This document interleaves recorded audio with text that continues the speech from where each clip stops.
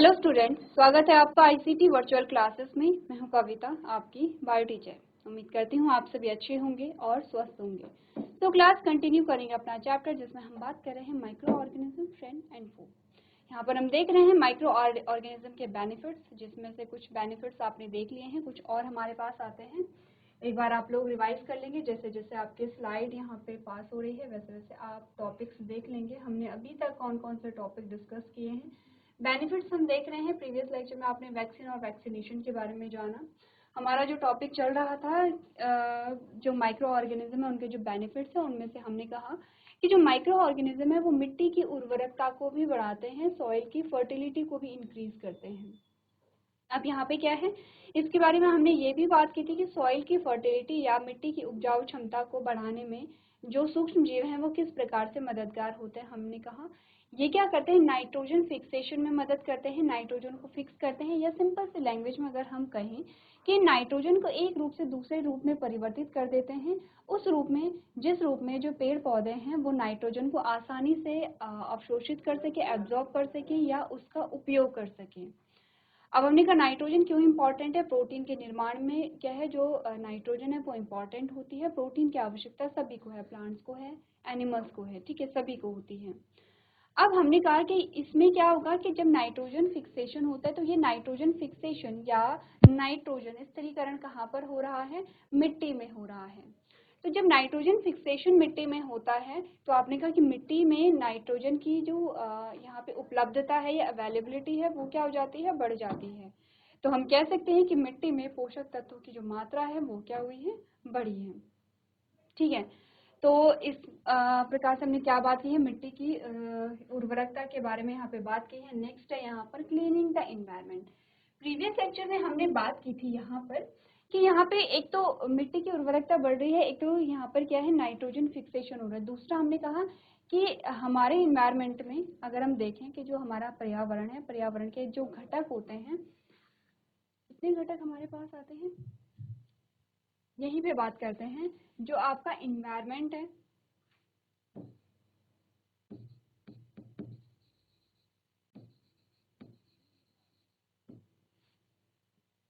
उसके दो घटक होते हैं। एक होता है यहाँ पे बायोटिक, जिसे हम कहते हैं जैविक घटक, बायोटिक कंपोनेंट या जैविक घटक जिसे कहते हैं, और एक है यहाँ पे एबायोटिक या अजैविक। ठीक है, दो घटक होते हैं। अगर हम बायोटिक कंपोनेंट में देखें तो बायोटिक कंपोनेंट में आप बात करते हैं यहाँ पर प्लांट्स यानी कि पादप की आप बात करते हैं, एनिमल यानी कि जंतु की आप बात करते हैं, यानी कि सूक्ष्म जीवों की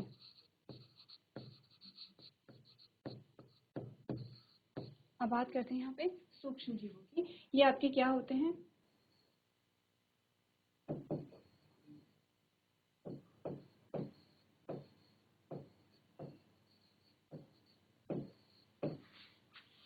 हमने क्या कहा कि अगर हम बायोटिक कंपोनेंट्स के बारे में बात करते हैं तो आपके पास क्या क्या कौन कौन से बायोटिक कंपोनेंट्स आते हैं। आपने कहा प्लांट्स है यानी कि पादप है, आपने कहा यहाँ पे क्या आते हैं, एनिमल्स है यानी कि जंतु है, और आपने कहा कि यहाँ पे माइक्रो ऑर्गेनिज्म है यानी कि सूक्ष्म जीव है। ये हमारे वातावरण के जैविक घटक होते हैं। तो हमारा वातावरण जो भी वातावरण है, वातावरण क्या होता है या पर्यावरण क्या होता है, आपने कहा कि आपके चारों ओर जो भी चीज आप देख पा रहे हैं, जो भी चीज आप देखते हैं वो सभी क्या है, आपके इन्वायरमेंट के कंपोनेंट्स है या फिर आपके जो वातावरण है, ठीक है, या जो पर्यावरण है वो उसके क्या है, घटक हैं। तो हमने कहा पर्यावरण या वातावरण, पर्यावरण ज्यादा अच्छा टर्म है। पर्यावरण के एक्चुअली में मतलब क्या है, आपके चारों ओर का जो वातावरण है, आपके चारों ओर जो भी चीजें आप देख पा रहे हैं वो सभी क्या है, आपके जो पर्यावरण है उसका क्या है, पार्ट आता है, उसका कंपोनेंट होता है। उसमें हमने कहा दो भागों में हमने विभाजित किया, दो कैटेगरी हो सकती हैं। जो भी आप देखते हैं उनकी दो कैटेगरी होती हैं जो हमने लिखी हैं। आपने कहा या तो आप देखेंगे जो क्या होगा, जैविक घटक होगा, बायोटिक कंपोनेंट होगा, या तो आप देखेंगे जो क्या है यहाँ पे एबायोटिक कंपोनेंट या अजैविक घटक होगा। तो अजैविक घटक में क्या क्या चीजें आपके आती हैं? आपने क्या इसमें आती है एयर यानी कि हवा, इसमें आता है वाटर यानी कि पानी, ठीक है। इसमें आता है यहाँ पे टेम्परेचर हो गया है, या इसमें आपने कहा जो सनलाइट हो गई है, या आपने कहा रॉक्स हो गई है, आपने कहा सॉइल हो गई है। तो आपने कहा ये जो जितनी भी चीजें आती है जैसे कि सॉइल हो गया है, जैसे कि आपने कहा रॉक हो गए हैं, ये सभी क्या है अजैविक घटक हैं, ठीक है। अब आपने कहा यही चीजें हम जहाँ भी देखेंगे हमें यही चीजें दिखती हैं, ठीक है। या तो हमें जैविक घटक दिखेंगे या अजैविक घटक दिखेंगे, या दोनों चीजें हमें दिखती हैं।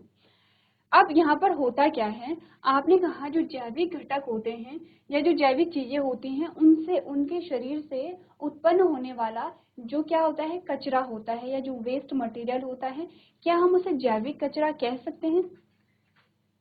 उसे हम क्या कहेंगे? जैविक कचरा, ठीक है। और जो किसी जीव के शरीर से उत्पन्न नहीं होता है उस कचरे को हम अजैविक कचरा कहेंगे।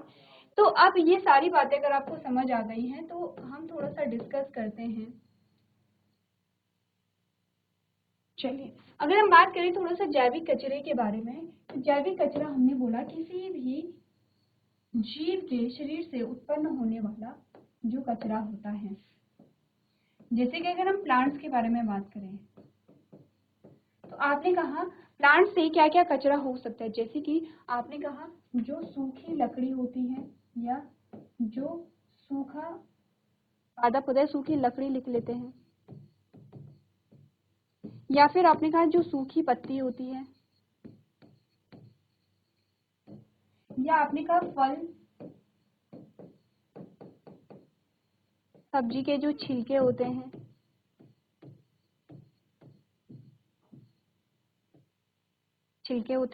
या हमने कहा जो अब प्लांट से हमें क्या मिलता है, अनाज मिलता है, खाना मिलता है। तो आपने कहा जो बचा हुआ खाना होता है,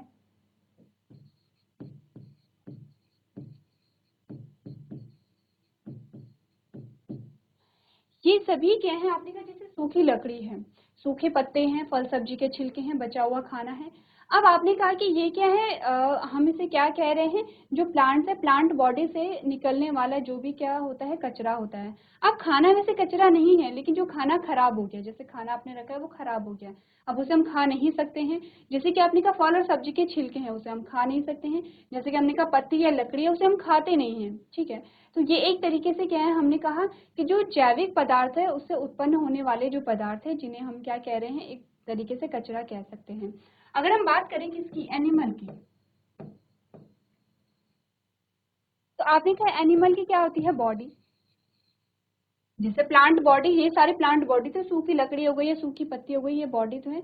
तो हमने कहा एनिमल की क्या होती है, जैसे पूरी जो डेड बॉडी होती है, या फिर हमने कहा एनिमल का जो एक्सक्रीटा होता है, एनिमल का जो एक्सक्रीटा होता है यहाँ पर, ठीक है, यानी कि जो मल होता है, जैसे कि आपने कहा कि वो भी क्या है, एक प्रकार से जैविक कचरा है क्योंकि जीव से उत्पन्न हो रहा है। अब यहाँ पर इन सब के निपटन के लिए यहाँ पे क्या होगा, अगर सोचिए हम किसी भी जीव की, किसी एनिमल की डेड बॉडी को लेकर के चलते हैं कि किसी जीव की जो बॉडी है वो यहाँ पे पड़ी है इन्वायरमेंट में, ठीक है। अब आपने कहा कि अगर वहां पर उसका निपटन ना किया जाए तो वो ऐसे ही पड़ी रहेंगी और ऐसे ही बहुत सारे जानवर रहेंगे, जिससे कि आपने कहा कि आपका पर्यावरण क्या होगा, प्रदूषित भी होगा, और क्या होगा, यहाँ पे जो जगह है वो भी ऑक्यूपाई होगी। लेकिन यहाँ पे क्या होता है, ऐसा नहीं होता है। जब आप देखते हैं कुछ टाइम बाद जो जीव है उसकी जो बॉडी है वो क्या होती है, एक मिट्टी में परिवर्तित हो जाती है, जैसे कि आपको इस शॉर्ट वीडियो में दिखाया गया है कि किसी एनिमल की डेड बॉडी है यहाँ पे, और कुछ टाइम बाद हम देखते हैं कि उसकी जो डेड बॉडी है वो मिट्टी के ढेर में परिवर्तित हो जाती है। अब हमने कहा कि जब ये मिट्टी का ढेर बनता है तो दो चीजें हुई है, एक तो पर्यावरण की सफाई हो गई है, दूसरा हमने कहा कि ये क्या करता है, जो मिट्टी का ढेर है अब वो खाद के रूप में मिट्टी में मिल जाता है, जिससे कि मिट्टी की उपजाऊ क्षमता को बढ़ाता है। तो दो चीजें हमने बात की है, जिसमें हमने बात की है अपघटन। अपघटन का मतलब होता है किसी भी चीज का छोटे छोटे पार्ट में टूटना, उसे हम अपघटन कहते हैं। और जो अपघटन की प्रक्रिया को कर रहे हैं उनको हम कहते हैं अपघटक। यानी कि जो किसी चीज को छोटे छोटे पार्ट में तोड़ने में मदद कर रहे हैं उनको हम कहते हैं अपघटक। तो अपघटक यहाँ पर क्या होते हैं, आपने कहा जो सूक्ष्म जीव हैं उन्हें हम क्या कहते हैं, यहाँ पे अपघटक कहते हैं। तो सूक्ष्म जीव एक्चुअली में अपघटन कर रहे हैं या निम्नीकरण कर रहे हैं, यानी कि ये इस डेड बॉडी पे क्या कर रहे हैं, यहाँ पे इससे अपना भोजन प्राप्त कर रहे हैं और इससे इसकी जो जटिल शरीर है, इसका जो कॉम्प्लेक्स बॉडी है इसकी, उसे सिंपल फॉर्म में क्या कर रहे हैं, कन्वर्ट कर रहे हैं, जिससे कि ये क्या होता है, मिट्टी के रूप में परिवर्तित हो जाता है। अब हमने कहा कि इन्होंने क्या किया, पर्यावरण की सफाई भी की है और मिट्टी की उपजाऊ क्षमता को एक और तरीके से यहाँ पर बढ़ाया है। तो हमारे पास जो हम यूजेस देख रहे हैं उसमें हमने यही तो पढ़ा है कि एक तो मिट्टी की उर्वरक क्षमता को बढ़ाया जा रहा है, दूसरा हमने कहा कि पर्यावरण की सफाई की जा रही है। तो हमने कहा some of the microorganisms have the ability to decompose dead organic matter and convert them into simpler substances or manure that can be reused for animal or plants, making the environment clean। क्या अब हमने बात की है, हमने कहा कुछ सूक्ष्म जीवों में मृत कार्बनिक पदार्थ का मतलब क्या होता है, हमने कहा जैविक कचरे से मतलब है, प्लांट और एनिमल दोनों की बात हो रही है। तो जैविक कार्बनिक पदार्थ को विघटित करने और उन्हें सरल पदार्थों या खाद में परिवर्तित करने की क्षमता होती है, जिससे जो जानवर हैं या जो जीव या पौधे के लिए पुनः उपयोग किया जा सकता है।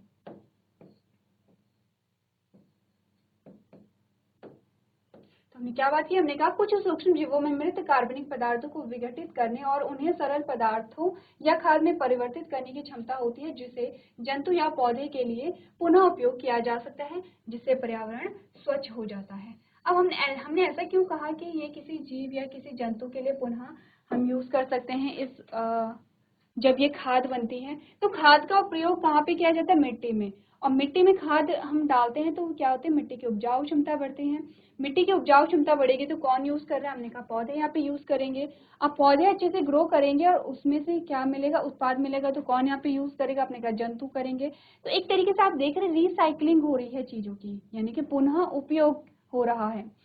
तो आपने देखा होगा जब जैसे कुछ जनरल टॉपिक्स हमारे पास आते हैं, जैसे पॉल्यूशन आता है, ठीक है, तो पॉल्यूशन में हम क्या कहते हैं कि पॉल्यूशन को कम कैसे किया जाए। पॉल्यूशन में अलग अलग टाइप का होता है, आपने कहा वाटर पॉल्यूशन होता है, एयर पॉल्यूशन होता है, नॉइज पॉल्यूशन होता है।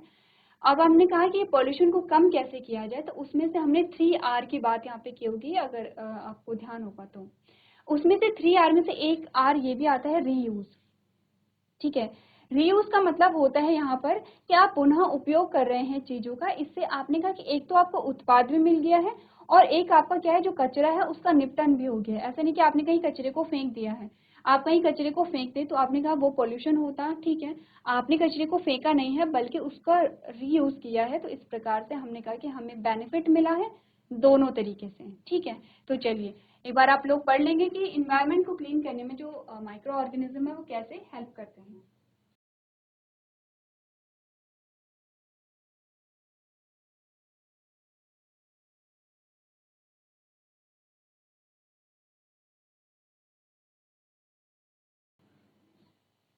चलिए आपने नोट कर लिया होगा। अब यहाँ तक बात आती है कि जो माइक्रो ऑर्गेनिज्म बेनिफिशियल है हमारे लिए, उनकी बात हमने की है। तो अगर हम टेबल को देखें तो हमने सारे टॉपिक कवर कर लिए हैं। अगर हमने टेबल को देखा तो हमने यहाँ पे टॉपिक कवर कर लिए हैं, जिसमें आपने कर्ड, ब्रेड और केक की फॉर्मेशन पढ़ ली है। Alcohol, wine and acetic acid का फॉर्मेशन पढ़ा है। इसमें क्या होता है, ईस्ट यूज किया जाता है। ठीक है, ईस्ट। हमने कहा preparation of medicine and vaccine, यहाँ पे मेडिसिन और वैक्सीन के निर्माण में कैसे सहायक होते हैं उसके बारे में हमने बात की है। इन्वायरमेंट को क्लीन करने में किस प्रकार से सहायक होते हैं और मिट्टी की उपजाऊ क्षमता को बढ़ाने में किस प्रकार से सहायक होते हैं। जैसे कि कुछ बैक्टीरिया के एग्जाम्पल आपने यहाँ पे बैक्टीरिया के कुछ एग्जाम्पल्स आपने पढ़े थे। आपको ये देखने के हर एक एग्जाम्पल आपको देखने हैं। जैसे कि आपने कहा दही फॉर्मेशन में आपने जो पढ़ा था उसका एग्जाम्पल क्या है, आपने कहा कि ब्रेड के फॉर्मेशन और केक के फॉर्मेशन के एग्जाम्पल क्या है, अल्कोहल का फॉर्मेशन में हमने ईस्ट पढ़ लिया है। अब देखिए मेडिसिन और वैक्सीन किन माइक्रो ऑर्गेनिज्म से बनती हैं, इसका एग्जाम्पल हमने समझा था। अगर आपने अच्छे से टॉपिक को समझा होगा, सुना होगा, तो आपको समझ आ जाएगा कि यहाँ पे कौन से माइक्रो ऑर्गेनिज्म होंगे। इन्वायरमेंट को क्लीन जो कर रहे हैं और जो सॉइल फर्टिलिटी को बढ़ा रहे हैं, उनके एग्जाम्पल्स भी आपको क्या करने हैं यहाँ पे नोट करने हैं। तो इम्पॉर्टेंट क्या है अभी तक हमने कहा इम्पॉर्टेंट आपको एक तो नॉर्मल सी हेडिंग है कि ठीक है जो माइक्रो ऑर्गेनिज्म है वो दही भी बना रहे हैं, वो ब्रेड भी बना रहे हैं, वो केक भी बना रहे हैं, वो मेडिसिन भी बना रहे हैं, वो इन्वायरमेंट को क्लीन भी कर रहे हैं।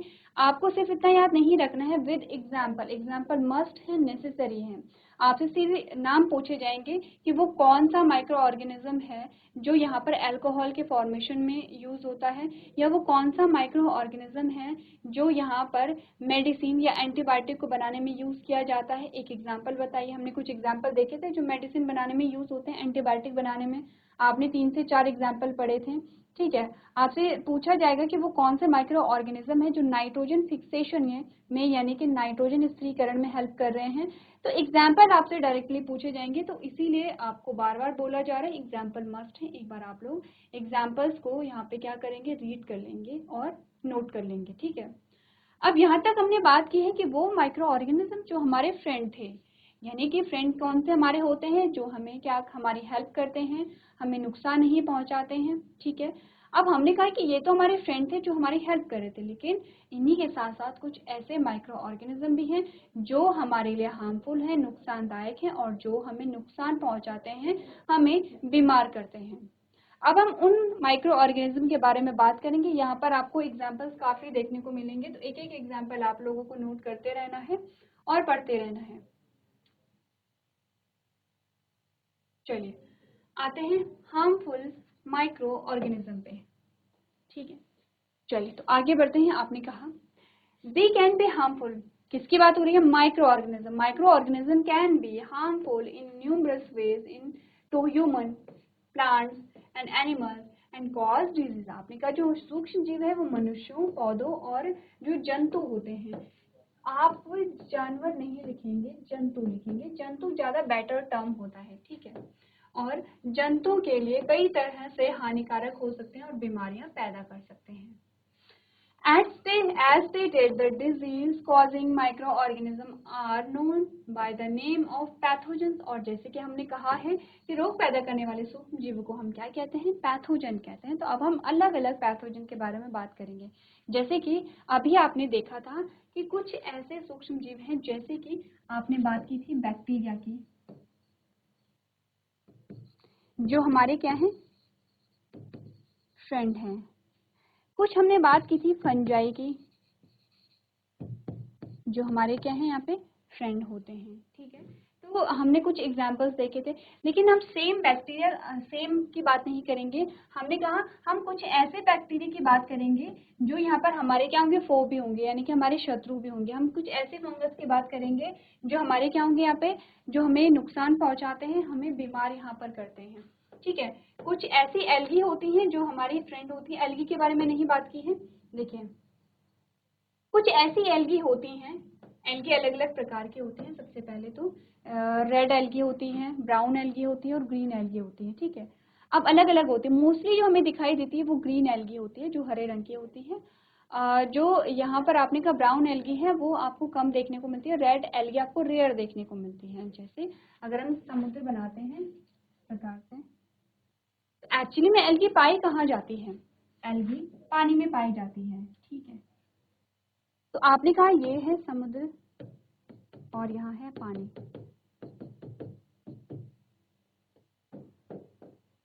आपने कहा कुछ एल्गी आपको देखने को मिलते हैं जो क्या होंगे, यहाँ पर आपको ऊपर की ओर देखने को मिलेंगे इस प्रकार से। ठीक है, अब यहाँ पर हमारे पास ब्राउन कलर नहीं है, तो हम पर्पल कलर यूज करते हैं। ठीक है, कुछ हमारे पास होती है ब्राउन एल्गी जो थोड़ा नीचे की ओर होती हैं, इस प्रकार से थोड़ा गहराई में होते हैं। और फिर आती है रेड एल्गी जो सबसे गहराई में पाई जाती है, इसीलिए आपको रेड एल्गी कम या रेयर देखने को मिलती है। ठीक है, एल्गी अलग अलग प्रकार की होती है। अब आते हैं, ये तो प्रकार की बात है। अब आते हैं, हमने कहा कि एल्गी के यूज की अगर हम बात करें, एल्गी के बहुत अलग अलग यूज हैं और बहुत सारे यूज हैं। अगर हम देखें, एल्गी को कई ऐसी जगह पे खाने के रूप में प्रयोग किया जाता है। ठीक है, कई ऐसी एल्गी हैं जिन्हें खाने के रूप में प्रयोग किया जाता है। कई ऐसी एल्गी हैं जिन्हें सैलेड के रूप में प्रयोग किया जाता है। कई ऐसी एल्गी हैं जिन्हें जेली बनाने में, जैसे जेली आप खाते हैं, कैंडी होती हैं जो जेली होती है, उनमें यूज किया जाता है। कई ऐसी एल्गी होती हैं जिन्हें जो यहाँ पे ब्यूटी प्रोडक्ट होते हैं उनमें यूज़ किया जाता है, ठीक है। कई ऐसी एल्गी भी होती हैं जिन्हें मेडिसिन में भी यूज़ किया जाता है। तो एल्गी के अलग अलग यूज़ हमारे पास आते हैं। आप खाने में यूज़ कर रहे हैं, ठीक है। आप यहाँ पे क्या कर रहे हैं, यहाँ पे जो चारा होता है चारे के रूप में प्रयोग किया जाता है। जो जंतु होते हैं उन्हें क्या देते हैं, आप चारे के रूप में देते हैं। मनुष्य इसे क्या सैलेड के रूप में, खाने के रूप में, जेली में, आपने कहा आइसक्रीम में, आपने कहा ब्यूटी प्रोडक्ट में यहाँ पे यूज़ कर रहे हैं, ठीक है। तो एल्गी के बहुत सारे क्या है यूज़ हैं। अब आपको करना क्या है, एक बार आप लोग सर्च करेंगे कि जो एल्गी के डिफरेंट यूज़ तो हमें पता चल गए हैं। अब हम ये भी देखेंगे कि जो एल्गी होती हैं वो कौन कौन सी एल्गी, अलग अलग नाम आपके पास आएंगे। जैसे आपने जब देखा होगा तो आपने अलग अलग नाम यहाँ पर देखे होंगे, ठीक है। जैसे स्पायरोगारा है, यूरोथ्रिक्स है, यहाँ पे क्लमाइडोमोनास है। तो ये अलग अलग एग्जाम्पल्स आपके पास आते हैं। एक बार आप लोग देखेंगे कि कौन सी एल्गी का क्या यूज़ होता है, ठीक है। तो हमने अभी तक बहुत सारे बेनिफिट्स देखे। अब हमने कहा कि हमारे पास क्या आएंगे, हार्मफुल माइक्रो ऑर्गेनिज्म आएंगे जो कि हमें क्या करते हैं, नुकसान पहुंचाते हैं। तो हमारे पास आते हैं disease causing micro organism in human. आपने कहा मनुष्य में जो बीमारी फैलाने वाले सूक्ष्म जीव हैं उनके बारे में जब हम बात करेंगे तो हमने कहा the harmful pathogens enters the body of human bye means of air, water और फूड। ये मोस्ट इम्पॉर्टेंट आपकी लाइन आती है, बहुत मस्ट है और आपको ध्यान रखनी है। सूक्ष्म जीव जो होते हैं, जो हानिकारक रोगजनक होते हैं, पैथोजन होते हैं, वो हवा, पानी और भोजन के माध्यम से मनुष्य के शरीर में प्रवेश करते हैं। जो सूक्ष्म जीव हैं वो इन 3 तरीकों से ही हमारे शरीर में प्रवेश करते हैं और इन 3 तरीकों से ही एक व्यक्ति से दूसरे व्यक्ति में भी फैल सकते हैं। कौन कौन से? हवा होता है, पानी होता है और क्या होगा, भोजन होगा। Next, they can then spread to others by contact with the infected person और थ्रू द एनिमल और इंसेक्ट। आपने कहा फिर क्या होते हैं, ये जो पैथोजेंस होते हैं ये संक्रमित व्यक्ति के संपर्क में या किसी जंतु या कीट के माध्यम से दूसरे में फैल सकते हैं। देखिए हमने कहा ये जो पैथोजेंस होते हैं, जो माइक्रो ऑर्गेनिज्म होते हैं, बहुत छोटे होते हैं। हमारे शरीर में वो इजीली आ सकते हैं हवा के माध्यम से, पानी के माध्यम से, अगर आपने दूषित पानी पिया है तो, अगर आपने दूषित खाना खाया है तो इसके माध्यम से हमारी बॉडी में आ सकते हैं। अब हमने कहा कि इसी के माध्यम से एक संक्रमित व्यक्ति से जब किसी की बॉडी में आ जाएंगे तो उसे संक्रमित कर देंगे। संक्रमित का मतलब होता है रोग उत्पन्न कर देंगे और इन्फेक्शन क्रिएट कर देंगे। तो वो जो पर्सन है वो इन्फेक्टेड पर्सन है।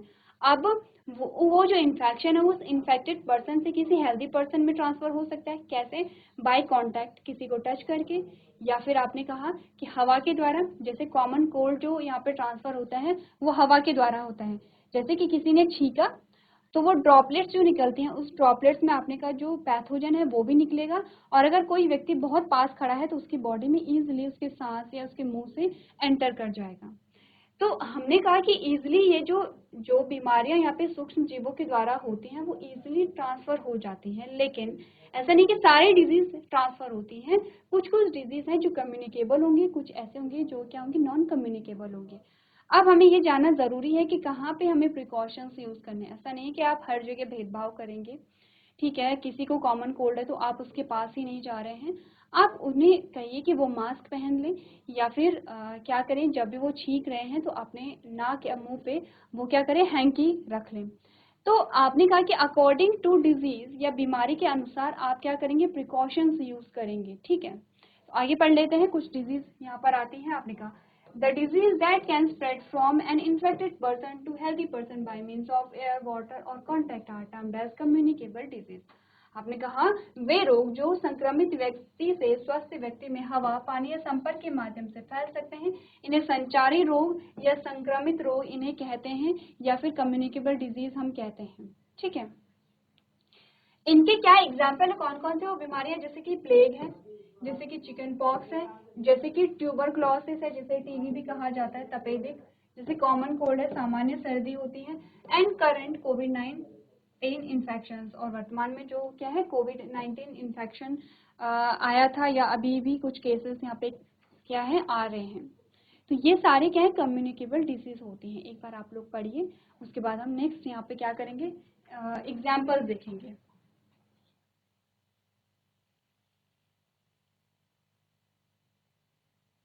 चलिए अब आपको करना क्या है, कुछ ऐसे डिजीज़ के बारे में पढ़ करके आएंगे जो कम्युनिकेबल होती हैं और कैसे ट्रांसफ़र होते हैं, इसके बारे में आप यहाँ पे बात करेंगे नेक्स्ट लेक्चर में।